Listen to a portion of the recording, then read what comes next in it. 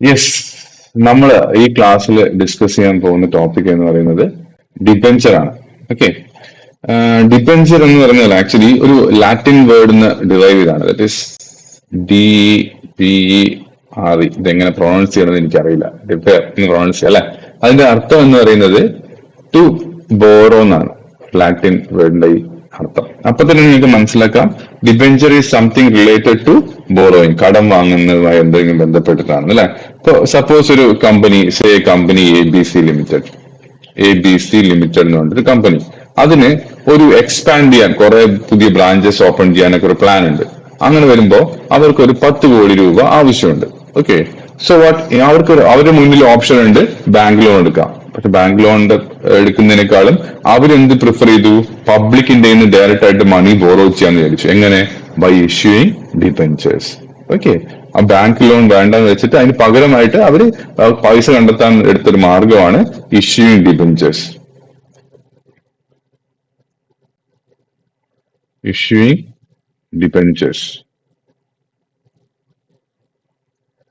Okay, so അപ്പൊ debenture issue ചെയ്യുമ്പോ what happens? Debenture issue ചെയ്യുമ്പോൾ അവർക്ക് ആൾക്കാർ ഡിബെഞ്ചർ പർച്ചേസ് ചെയ്യും അല്ലെ. ആൾക്കാർ ഡിബെഞ്ചർ പർച്ചേസ് ചെയ്യുമ്പോൾ പൈസ കൊടുത്ത് ഡിബെഞ്ചർ പർച്ചേസ് ചെയ്യും. ഓക്കെ, അപ്പൊ അങ്ങനെ പൈസ കൊടുത്ത് ഡിബെഞ്ചർ പർച്ചേസ് ചെയ്യുന്ന ആൾക്കാരിനെയാണ് നമ്മൾ പറയാ ഡിബെഞ്ചർ ഹോൾഡേഴ്സ്.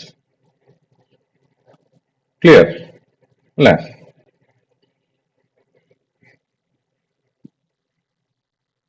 ഒരു ഡിബെഞ്ചർ എന്ന് പറഞ്ഞാല് കമ്പനീസ് ആക്ട് 2013 പറയുന്നത് കുറച്ചധികം സാധനങ്ങൾ ഒരു ഡിബെഞ്ചർ ആയിട്ട് ഇൻക്ലൂഡ് ചെയ്യാൻ പറ്റുന്നു. ഏതൊക്കെയാന്ന് വെച്ചാല് obviously debentures,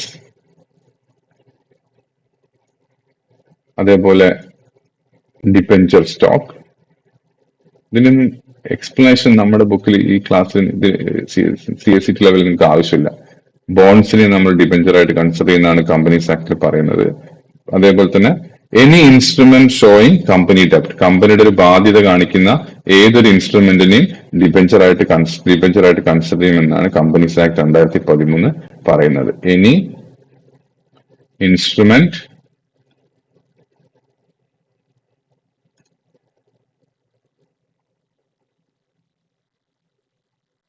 showing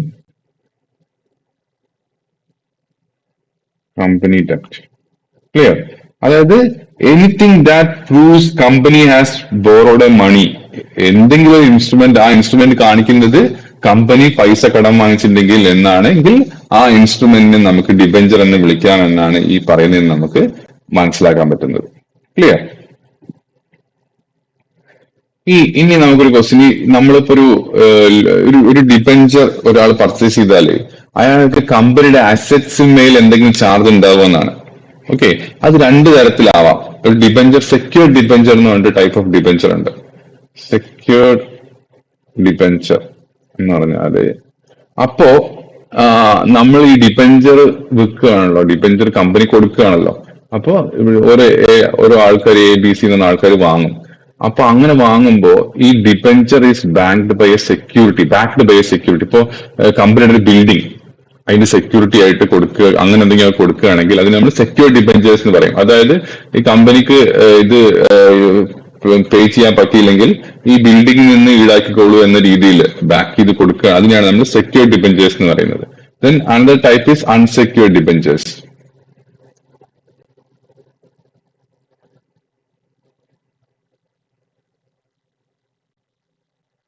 unsecured debenture. ഇവിടെ no asset is given as security. Okay, ഇവിടെ ഒരു അസറ്റ്സും സെക്യൂരിറ്റി കൊടുക്കില്ല. പക്ഷെ ഇത് 2 ഡിബെഞ്ചേഴ്സ് തന്നെയാണ്, സെക്യൂർഡ് ഡിബെഞ്ചേഴ്സും അൺസെക്യൂർഡ്. കമ്പനിയുടെ റെപ്യൂട്ടേഷൻ ഉണ്ടാവും, ഒരു പേര്, അത് വെച്ചിട്ട് അത് ആൾക്കാർ വാങ്ങിക്കോളും. അതിൽ വേറെ പ്രത്യേകിച്ച് അസറ്റ് ഒന്നും സെക്യൂരിറ്റി ആയിട്ട് കൊടുക്കുന്നില്ല. അതിനെയാണ് നമ്മൾ അൺസെക്യൂർഡ് ഡിബെഞ്ചേഴ്സ് എന്ന് പറഞ്ഞത്. ഓക്കെ, ഒരു ഡിബെഞ്ചർ ഹോൾഡർ എന്ന് പറഞ്ഞാൽ is treated as a creditor of the company. Okay, കമ്പനിക്ക് കമ്പനി പൈസ കൊടുക്കാൻ ബാധ്യതയുള്ള ഒരാളായിട്ടാണ് ട്രീറ്റ് ചെയ്യുന്നത്. Okay, he's not an owner. നമ്മൾ ഷെയർ പർച്ചേസ് ചെയ്ത് അവിടെ ആ ഡിഫറൻസ് മനസ്സിലാക്കണം. ഇവിടെ ക്രെഡിറ്റർ ആയിട്ടാണ് കൺസിഡർ ചെയ്യുന്നത്. ഷെയർ പർച്ചേസ് ചെയ്താൽ നമ്മൾ എന്തായിട്ടാണ് കൺസിഡർ ചെയ്യുന്നത്? He is one of the owner അല്ലെ, ഓണർ ആയിട്ട് കൺസിഡർ. ആ ഡിഫറൻസ് നിങ്ങൾക്ക് മനസ്സിലാവണം. ഓക്കെ. ഇപ്പോ നിങ്ങളിപ്പോ ഒരു ABC ലിമിറ്റഡ് എന്ന് പറഞ്ഞ കമ്പനിയുടെ ഒരു 1 lakh rupees ഡിബഞ്ചേഴ്സ് പർച്ചേസ് ചെയ്താൽ then you become a creditor, but you do not become a share holder or you do not become a owner of the company. Okay. ഇനി അടുത്തൊരു കാര്യം എന്ന് വെച്ചാല് ഓൾവേസ് ഷെയർസ് മാതിരിയല്ല, ഈ ഡിബഞ്ചേഴ്സില് ഒരു ഫിക്സഡ് റേറ്റ് ഓഫ് ഇൻട്രസ്റ്റ് നേരത്തെ തന്നെ ഡിബഞ്ചർ ഇഷ്യൂ ചെയ്യുമ്പോൾ തന്നെ പറഞ്ഞിട്ടുണ്ടാവും. Okay, that is paid. That is A fixed rate of interest. Debenture holders gets A fixed interest. Okay, debenture holder അത് വളരെ ഇമ്പോർട്ടന്റ് ആണ്, അത് ഷെയർസിന് ഇല്ല അല്ലെ. Debenture holders get A fixed interest.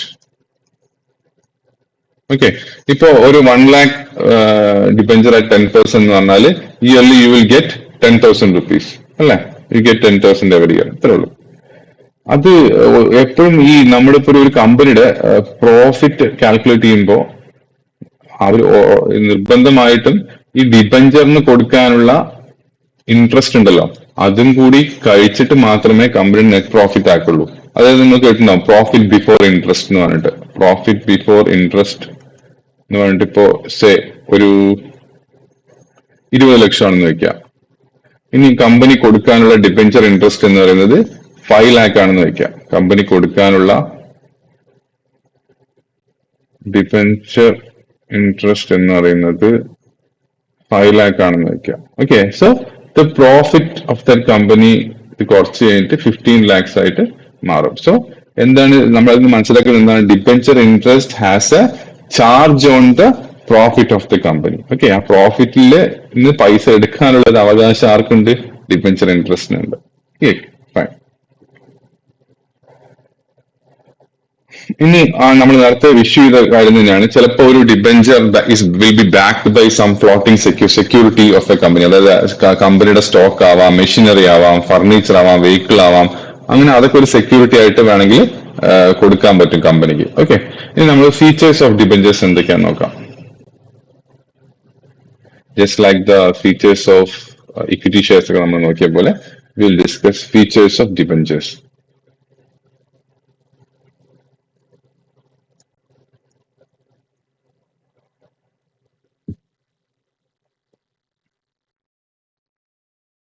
First one is maturity.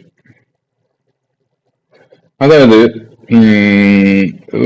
ഒരു debenture എന്ന് പറഞ്ഞാൽ അറിയാം നിങ്ങൾക്ക് ലോങ് ടേം ഫണ്ട്സ് കമ്പനി കൊടുക്കണം, പക്ഷെ കൃത്യമായിട്ട് സ്പെസിഫിക് പീരീഡ് വേണം. അതായത് debentures are not permanent.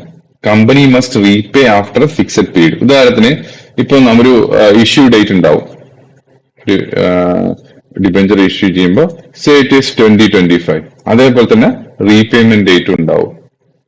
Repayment date say it is 2030. അപ്പോ അതിന്റെ ടെന്യൂർ എന്ന് പറയുന്നത് 5 years ആണ്. ഈ രീതിയിൽ ഒരു റീപേയ്മെന്റ് ഒരു ഫിക്സഡ് പീരീഡിലേക്കാണ് ഡിബഞ്ചേഴ്സ് ഉണ്ടാവുക. ഓക്കെ, അപ്പൊ ആ റീപേയ്മെന്റ് സമയത്ത് എന്താവണം? Company must pay back the principal amount also. Principal amount പറഞ്ഞാൽ ഇപ്പൊ 1 lakh rupees ആണ് ഇട്ടതെന്ന് വെക്കാം. അതിന് 10% ഇൻട്രസ്റ്റ് ആണ് ഡിബഞ്ചറിന് പറഞ്ഞിരിക്കുന്നതെങ്കിൽ വർഷം തോറും 10,000 rupees ഇൻട്രസ്റ്റ് ആയി കിട്ടും. അവസാനം ഈ 1 lakh തിരിച്ചു കൊടുക്കണം ആഫ്റ്റർ ഡ്യൂറിംഗ് ദ മെച്യൂരിറ്റി. അതാണ് principal also has to be refunded at the end എന്നാണ്. അല്ലെങ്കിൽ എന്താ പറ്റുക? അല്ലെങ്കിൽ അങ്ങനെ ഡിബഞ്ചർ ഹോൾഡേഴ്സിന് ലീഗൽ ആക്ഷൻ എടുക്കാം, കമ്പനിക്കെതിരെ ലീഗൽ ആക്ഷൻ എടുക്കാം. കമ്പനി ഡിബഞ്ചർ ഹോൾഡേഴ്സിന് കോർട്ടിൽ പോവാം. Okay, fine. ഇനി ഇതാണ് ഫസ്റ്റ് ഫീച്ചർ. ഇനി രണ്ടാമത്തെ ഫീച്ചർ നമുക്ക് എന്താ നോക്കാം. രണ്ടാമത്തെ ഫീച്ചർ എന്ന് പറയുന്നത് ക്ലൈം ഓൺ ഇൻകം.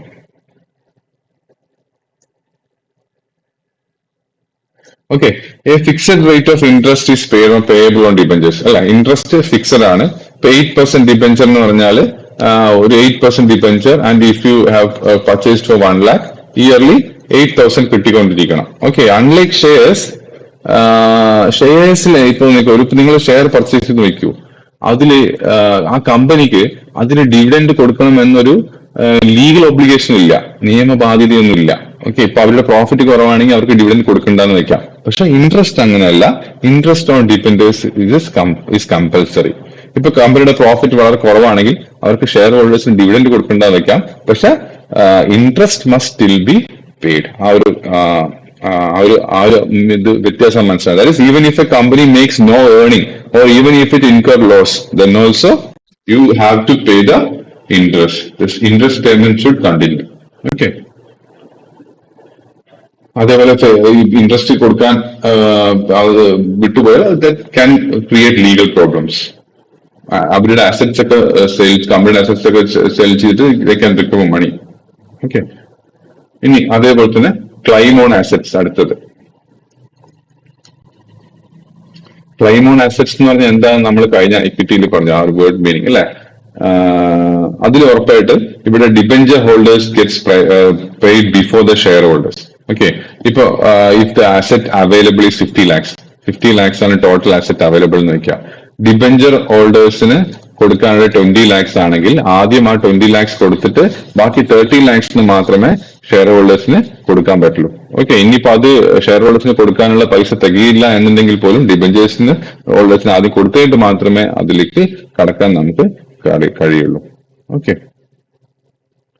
ആദ്യം ഷെയർ ഹോൾഡേഴ്സിൽ നമുക്ക് ആദ്യം ആർക്ക് കിട്ടാം, നമ്മൾ കഴിഞ്ഞ ക്ലാസ്സിൽ പഠിച്ചു, പ്രിഫറൻസ് ഷെയർ ഹോൾഡേഴ്സിന് കിട്ടും. അത് കഴിഞ്ഞിട്ട് അവസാനം മാത്രമേ പാവങ്ങളായ ഇക്വിറ്റി ഷെയർ ഹോൾഡേഴ്സിന് കിട്ടുള്ളൂ. ഓക്കെ. ഫൈൻ. ഇനി വോട്ടിംഗ് റൈറ്റ്സ്. ഡിബെഞ്ചർ ഹോൾഡേഴ്സ് എന്ന് പറയുന്നത് ക്രെഡിറ്റേഴ്സ് ആണ്, ഓണേഴ്സ് അല്ല എന്ന് നമ്മൾ നേരത്തെ പറഞ്ഞു. അതുകൊണ്ട് തന്നെ എന്ത്, അവർക്കൊരു കമ്പനിയിൽ ഓണർഷിപ്പ് ഇല്ല. അതുകൊണ്ട് അവർക്ക് മാനേജ്മെന്റിൽ കൺട്രോൾ ഒന്നും ഇല്ല. So cannot decide company. So അതുകൊണ്ട് തന്നെ അവർക്ക് വോട്ടിംഗ് റൈറ്റ്സ് ഇല്ല. ഓക്കെ. ഡിബെഞ്ചർ ഹോൾഡർ എന്ന് പറയുമ്പോൾ വോട്ടിംഗ് റൈറ്റ്സ് ഉണ്ടോ ഇല്ലയോ എന്നാണ് ചോദ്യം. ഇല്ല. കാരണം എന്താ വെച്ചാല് അവര് പൈസ കടം കൊടുത്തിരിക്കുന്നതാണ്. അവര് മാനേജ്മെന്റിൽ കൺട്രോൾ ഒന്നും ഇല്ല.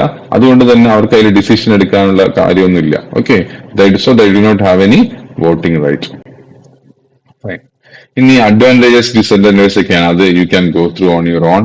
വേറെ നമുക്ക് ഇതിൽ പറയേണ്ടത് എന്തെങ്കിലും ഉണ്ടോ നോക്കട്ടെ. ടൈപ്സ് ഓഫ് ഡിബെഞ്ചേഴ്സ് അത് നമുക്ക് ഡിസ്കസ് ചെയ്യാം. Advantages and disadvantages you will study on your own. വിട്ടണ്ട, പഠിക്കണം. വളരെ സിമ്പിൾ ആണ്. നമ്മൾ ഈ പറഞ്ഞ എക്സ്പ്ലനേഷൻ എന്നൊക്കെ നിങ്ങൾക്ക് തന്നെ എളുപ്പം റീഡ് ചെയ്താൽ മനസ്സിലാവുന്ന കാര്യം ഉണ്ടാവുള്ളൂ. Okay. Now will move on two types of debentures.